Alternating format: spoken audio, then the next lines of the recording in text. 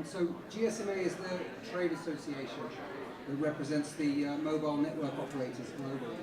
So we have 800 operator members around the world. Many of those you'll have heard of, and they'll be in groups like Vodafone or Orange. They'll have 20, 25 opcos around the world. So there's about 200 countries, 220 countries, operators in all of them. They're all members of GSM Association, but we also have a large membership of suppliers, associate members we call them. And these are companies that supply network equipment, applications to the telecom sector. And I'm going to just mention the SIM vendors, because we're talking here about embedded SIM. And you perhaps all know something about SIMs already. These are the plastic cards that go on the back of your mobile handsets. And when you want to change operator, you swap out that card. So those are SIM cards, and there's a small number of specialized manufacturers called SIM vendors that produce those. And what they're doing is they're moving into a new generation of products called embedded SIM. And that's what I'm going to talk to you about. This is really underpinning the Internet of Things. And the Internet of Things is something that's already here. That's evidenced by the number of connections that we have. I suppose it can be interpreted in many ways, but I'll just describe consumer type products where you have one SIM in a mobile handset or a smartphone. You might have a SIM in a watch or a wearable. Those will be what we would call consumer devices, but the most significant growth in the Internet of Things market, and I suppose the most relevant for this event, is what we call machine-to-machine communications. So this is the anything talking to anything else. A sensor or an actuator talking to a server that's providing a service or some insight. So this machine-to-machine embedded SIM technology is being adopted in the transport sector, so passenger cars. Pretty much every car that's manufactured these days will have an embedded SIM in it. Utilities, it's very useful in that sector for monitoring, for metering and monitoring, and particularly in countries where there's a lot of domestic power generation. If you fly into Germany or Austria, you'll see on the roofs of all the houses they have solar panels, and a lot of those houses will feed surplus power into the grid and they'll get paid. So you need very refined monitoring for that, and this is where embedded SIM comes in useful. Smart cities is very much a research-driven, future-looking field where you've got lots of different types of projects going on in different sectors. So it could be more efficient transport, more efficient utilities, more efficient services. Manufacturing, I think, is pretty pervasive, and it's whereas the transport sector is very high profile, there's a lot of connection in the manufacturing sector that's under the radar, and it does generate a lot of revenue already for operators. And I suppose you could think of three relevances in manufacturing.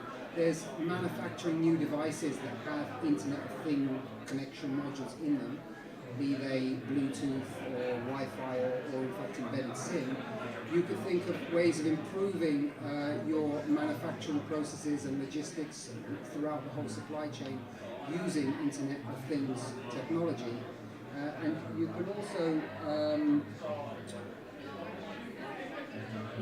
also think about extending your footprint, not only in manufacturing products, but offering services over those products. And a good example there is automotive. So yes, they're making cars, but when they put embedded SIMs into those cars, they are also offering services to the driver of the car. So just to come back to something you already know, so the traditional SIM card, and I just want to draw a comparison. This is a SIM card embedded in a larger plastic card, and without that little cutout, it would look something similar to your bank cards or your credit cards. So the embedded SIM is a smart card, very similar to the one that's in your plastic cards. You've got here a carrier, so this SIM card is being inserted into a laptop or a tablet to give connectivity. And the third illustration here is what we could call a module. So there's a little plastic SIM carrier there, and you slip that the SIM into that carrier, and it's coupled up with the wireless components. So we will call that a module. And if we go over onto the left hand of the slide, what you'll see at the top is actually two. The first one is actually a photograph of a genuine Sierra wireless module. The other one is a graphical representation of the same thing. We're getting to a point here where the form factor is actually less important. So if you want to put one of these devices into a smartwatch, and I think this is an LG embedded SIM model, it's going to be manufactured very small. If you want to put the embedded SIM into a sea container or a passenger car, it's going to need to be ruggedized. It's going to be in a more robust container. It might have additional connectors. Who knows? We're moving very much from something that's somewhat rigid form factor to something that's very much fit for purpose. I'll just draw out some other distinctions and commonalities. So the form factor somewhat common, and as I mentioned, in embedded SIM we're talking about something that's very purpose specific. In terms of function and in terms of security, the embedded SIM is by design same as what went before. So we've had the SIM, removable SIM, for nearly 20 years, and it's been very successful. And we've replicated all of the benefits of that format into the embedded SIM. When it comes to costing, it's quite complicated because the whole manufacturing, the whole supply chain of the embedded SIM itself is somewhat different, as is management of the SIM when it's out in the field. So our expectation is that when we move from a purchasing model to a service type model that is part of the embedded SIM, you're doing away with a lot of the transport and logistics and management that's necessary with plastic SIM. So if you guys want to swap your handset from 3 Island to Vodafone Island, you've got to go down to the shop, get a new SIM, put it in.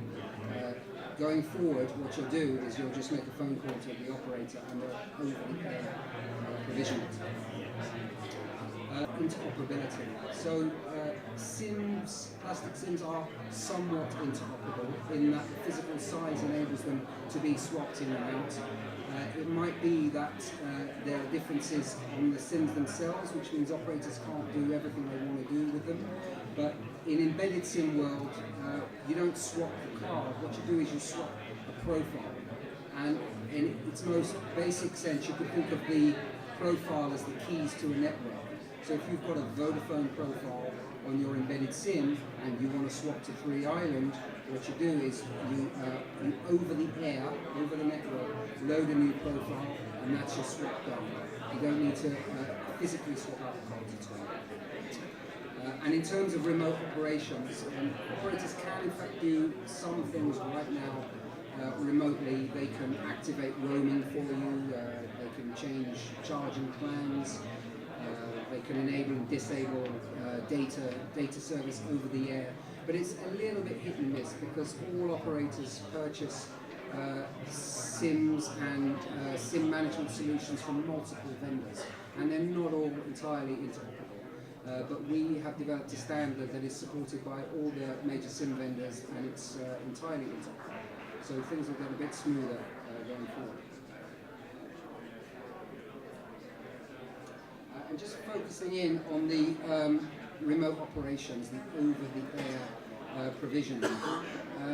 This enables a lot more fine grain in the business model because you're not paying to keep a stock of SIMs in the back of a shop until they're put into devices. You're not paying for transportation of SIMs. What you can pay for is the SIM in various states. So this is called staging, where SIMs are manufactured and they're essentially inactive. And then in the factory, they might be switched on and they might go into a pre-staging or testing mode. And you don't want to be paying full connectivity charges for that testing mode. So there'll be a different plan in place for that switch. And then when the devices go out into the market and you switch them on, then of course a regular tariff will apply, so different costings will apply. And of course, if you're embedding the same module in a factory and that is going all over the world, there's going to be different commercial models in different countries, different operators in different markets. So you have in-service swapping of one operator to another. So you get very flexible connectivity.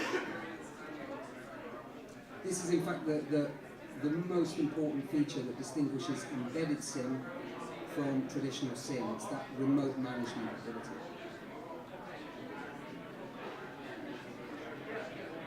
So these are the types of things that the embedded SIM enables. And some of these types of products today will exist with removable SIM. Cars have removable SIMs. The old smart Coke machines, they would have had removable SIMs.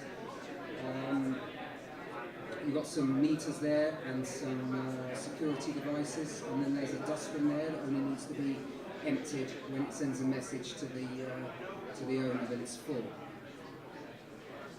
So you get a whole new range of services enabled just because of the over-the-air capability. So in summary, on the embedded SIM, these are the main drivers, or perhaps we could retitle this slide, things that about the embedded SIM that will enable large growth on Internet of Things. There's the physical remoteness and robustness. So we can now install network connected devices on the tops of buildings, in basements, on sea containers. You don't know where they're going to be at a particular time when you might want to swap. Major change going to over-the-air provisioning. Flexible connectivity I mentioned, and this is the different service plans. Another dimension to this is if you want to install a sensor or an actuator in a manufacturing plant, or it might be a compressor or any kind of device that has a service plan with the device owner. They can remotely manage that, and they only need to come in to service it when they get an alert that service is due. But the other thing is they don't need to integrate that device into your own infrastructure. It will be installed in the factory. It will have a mobile embedded SIM inside it, and it will connect directly to the operator network. So very quick, simple connectivity from these devices. I've described the new business models, and this is at every level in the service delivery chain. So in the manufacturing, in the provisioning, in the operations, and a whole range of new services are enabled by connectivity. And global solution with local regulatory compliance. So that becomes quite important when you're distributing products all around the world, and there might be different regulations in different countries. So I think Opel Vauxhall, their latest cars have this E-Star or OnStar. It's an emergency call that's based on a European standard. So if you have an accident, it sends an alert to a service centre, and they'll get rescue vehicles out to you. In other parts of the world, that standard doesn't apply. They have different standards in Russia, for example. So the embedded SIM enables different local standards to work. So that's what I have to say on embedded SIM. I'll just say something briefly about operators. Embedded SIM and machine-to-machine connectivity in general is a big growth area for operators. So they see a lot of new revenue potential here, not just providing connectivity, but providing remote management and then providing value-added services. So I suppose there was a time when you could distinguish between operators because they had better coverage or more reliable networks. For the most part, nowadays, networks are entirely reliable and you have ubiquitous coverage. But operators are very differentiated in the degree to which they support machine-to-machine operations. It's estimated that of all the operational revenue that operators will get in the Internet of Things, 25% of that will be connectivity and the rest will be from value-added services. And this is an up-to-date snapshot of operators that have already launched services with embedded SIM. So if we had machine-to-machine operations with machine-to-machine modules with removable SIM, we pretty much have every operator on the world in here. But this is the embedded SIM, and a lot of these names here are groups, so Vodafone, Orange, Telefonica, Etisalat. Each one of those companies has between 15 and 25 opcos around the world. The M2M World Alliance and the GMA are mentioned here. These are trade alliances amongst groups of operators. So whether you go with a big operator group or you go with one of these alliances, you're pretty much looking at global coverage for the product that you're investing in.